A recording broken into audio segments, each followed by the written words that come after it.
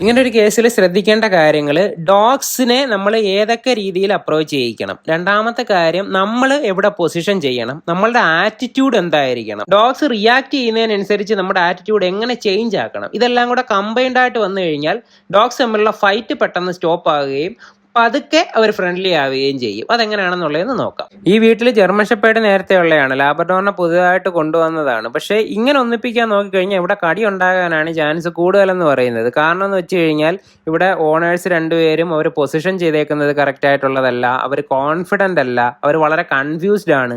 അതേപോലെ ഇവർ നെഗറ്റീവായിട്ടുള്ള ബിഹേവിയർ കാണിക്കുമ്പോഴും ടച്ച് കൊടുക്കുകയും അതിനെ പ്രൊമോട്ട് ചെയ്യുകയൊക്കെയാണ് ചെയ്തുകൊണ്ടിരിക്കുന്നത്. കറക്ഷന് വേണ്ടിയിട്ട് നമ്മളെ കോൺടാക്ട് ചെയ്തിട്ട് ഫസ്റ്റ് വീഡിയോ കണ്ടപ്പോൾ തന്നെ മനസ്സിലായിരുന്നു ഡോഗ്സ് തമ്മിൽ വലിയ പ്രശ്നമൊന്നും ഇല്ല. ആ ഓണേഴ്സ് രണ്ടുപേര് കമ്മ്യൂണിക്കേറ്റ് ചെയ്യുന്നത് തെറ്റും, ആറ്റിറ്റ്യൂഡ്, ബോഡി ലാംഗ്വേജ്, പൊസിഷൻ എല്ലാം തെറ്റായത് കൊണ്ടിട്ടാണ് ഈ ഫൈറ്റ് വരുന്നത് എന്നുള്ളതാണ്. അപ്പോൾ ആദ്യം അതൊന്ന് റീഅറേഞ്ച് ചെയ്യാൻ വേണ്ടിയിട്ട് അമ്മയുടെ അടുത്ത് അവിടെ ഇരിക്കാനായിട്ട് പറഞ്ഞു.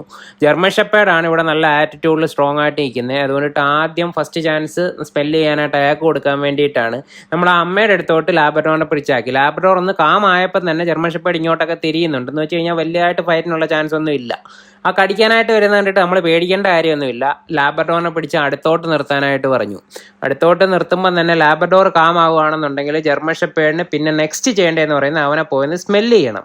ആ സ്മെല്ല് ചെയ്യാനായിട്ട് ലാബ്രഡോർ എപ്പോൾ അനുവദിക്കുന്നോ അതിനപ്പുറത്തോട്ട് ഈ പ്രശ്നമൊന്നും പോകാനായിട്ട് വലിയ ചാൻസ് എനിക്ക് തോന്നിയിട്ടില്ല. കാരണം ഇട്ടങ്ങ് കടിക്കണമെന്നുള്ള ആറ്റിറ്റ്യൂഡൊന്നും ജർമ്മൻ ഷെപ്പേർഡിനില്ല. അത് നല്ല സ്ട്രോങ് ആയിട്ടുള്ള ഒരു ഡോഗാണ്. അപ്പം നമ്മൾ പതുക്കെ ലാബ്രഡോറിൻ്റെ പൊസിഷൻ ഹോൾഡ് ചെയ്യാൻ മാത്രം പറഞ്ഞു. ഒരിക്കലും ഈ സമയത്ത് പിടിച്ച് ഫ്രണ്ടിലോട്ട് കൊണ്ടുവരരുത്. ഫ്രണ്ടിലോട്ട് കൊണ്ടുവന്ന് നമ്മൾ പിടിച്ചു നിർത്തി കൊടുത്തു കഴിഞ്ഞാൽ അവർക്കതൊരു ഇറിറ്റേഷൻ തോന്നുകയും ചിലപ്പോൾ ലാബ്രഡോർ റിയാക്ട് ചെയ്യുകയും ചെയ്യും. റിയാക്ട് ചെയ്ത് കഴിഞ്ഞാൽ എന്താ സംഭവിക്കുന്നത്? ഈ ജർമ്മൻ ഷെപ്പേർഡ് ചിലപ്പോൾ തിരിച്ച് റിയാക്ട് ചെയ്യും, ഒരു ഫൈറ്റിന് ചാൻസ് ഉണ്ട്. ഇതിപ്പോൾ പതുക്കെ അവർ കാമായി തുടങ്ങി. ലാബ്രഡോർ അനങ്ങുന്നില്ല. ലാബ്രഡോർ അനങ്ങാത്തത് കൊണ്ടിട്ട് ജർമ്മൻ ഷെപ്പേർഡും അങ്ങോട്ട് ഫൈറ്റിനായിട്ടൊന്നും നിൽക്കുന്നില്ല. കുറച്ചു നേരം അങ്ങനെ നിൽക്കട്ടെ എന്ന് പറഞ്ഞു.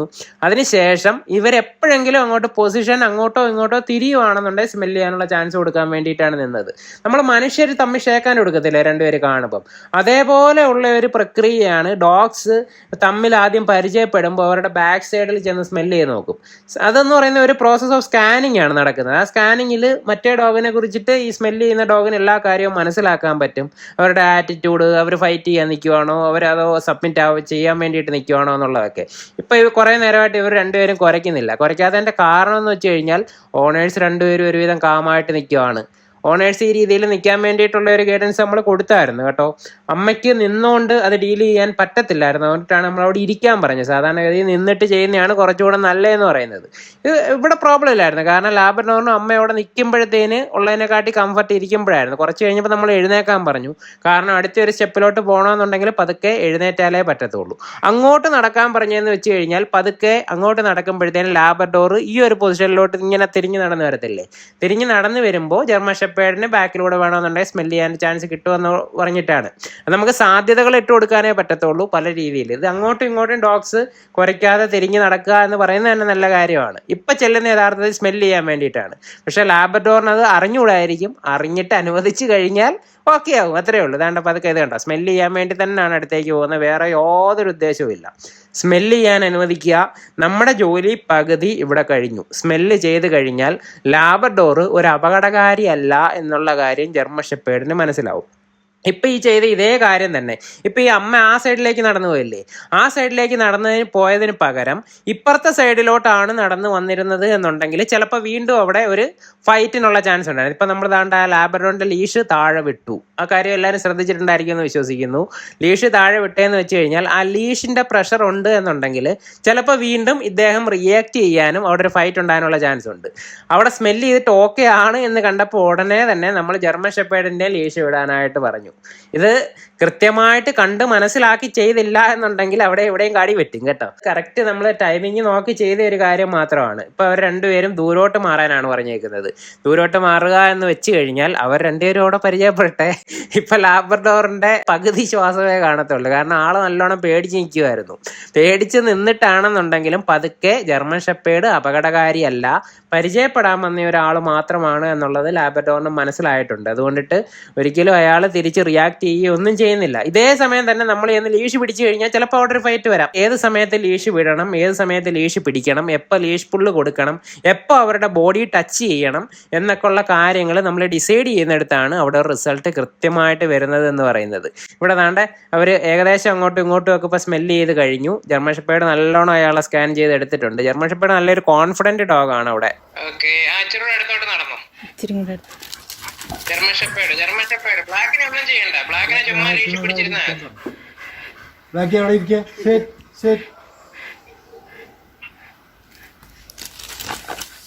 ഒന്നും പറയണ്ട, ചുമ്മാ നടന്നാ ഒന്നും പറയാം.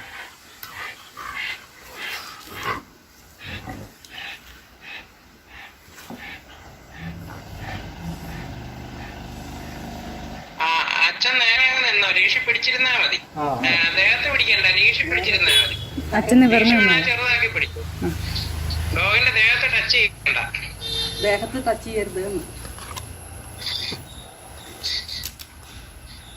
ഓക്കെ.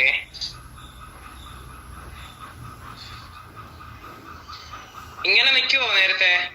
ഇല്ല, ഇത്രയും ഞങ്ങള് ഇല്ല നിന്നിട്ടില്ല. ഓക്കെ. ആരും ഒന്നും അനങ്ങണ്ട.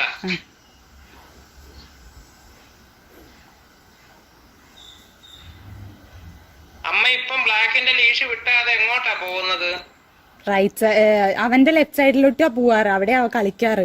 അമ്മ ലീഷിന്റെ എഡ്ജിൽ മാത്രം പിടിച്ചിട്ട് കഴുത്തിനോട് ചേർന്നുള്ള കൈ, ലെഫ്റ്റ് കൈ വിട്ടു. ലെഫ്റ്റ് കൈ വിടാം. ലീഷ് ലൂസായിട്ട് കിടന്നോട്ടെ, ലീഷിന്റെ അറ്റത്ത് പിടിച്ചാൽ മതി, ഏറ്റവും അറ്റത്ത്. ഓക്കെ, ലീഷിന്റെ അറ്റത്തെ പിടിക്കാവുള്ളൂ. ഇനി അമ്മ നേരെ എഴുന്നേക്ക്. ഓക്കെ, ബ്ലാക്ക് ഡോഗിന്റെ അടുത്തുനിന്ന് ദൂരോട്ട് വയ്ക്കൂ, ഡിസ്റ്റൻസിലോട്ട് വയ്ക്കൂ. അവനെ വലിക്കണ്ട, നമ്മള് മാക്സിമം ദൂരോട്ട് മാറി നിൽക്കാം. ഓക്കെ, അച്ഛൻ ചെറുതായിട്ട് ലീഷിന്റെ അറ്റത്തോട്ട് പിടിച്ചോ. ലീഷ് ചെറുതായിട്ട് ലൂസ് ആയിക്കോട്ടെ. പതുക്കെ തിരിച്ചു വലിക്കണ്ട, പതുക്കെ.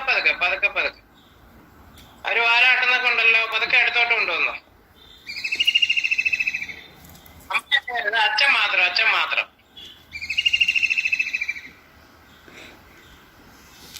ഓക്കെ, മണപ്പിച്ചോട്ടോ. ഓക്കെ, ഒന്നും അനങ്ങണ്ട, ആരും അനങ്ങല്ലേ. അമ്മ ബ്ലാക്കിന്റെ ലീഷ് വിട്.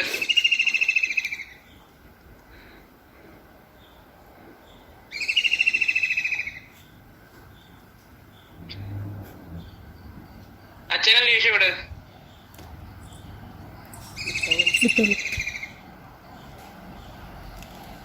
ലീഷ് വിട്ടോ?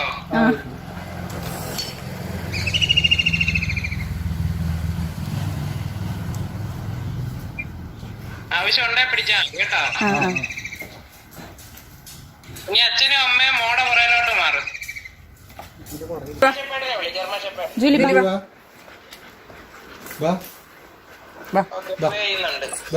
വെളിയിലോട്ട് പോരട്ടെ, ഇനി വെളിയിലോട്ട്. ഒന്നും ചെയ്യല്ലേ, ആരും അനങ്ങല്ലേ. ആരും ഒന്നും പറയണ്ട. അവര് കളിച്ചോട്ടെ. ഈ കളിയിൽ ഇടപെടരുത് കേട്ടോ, അവര് കളിച്ചോട്ടെ.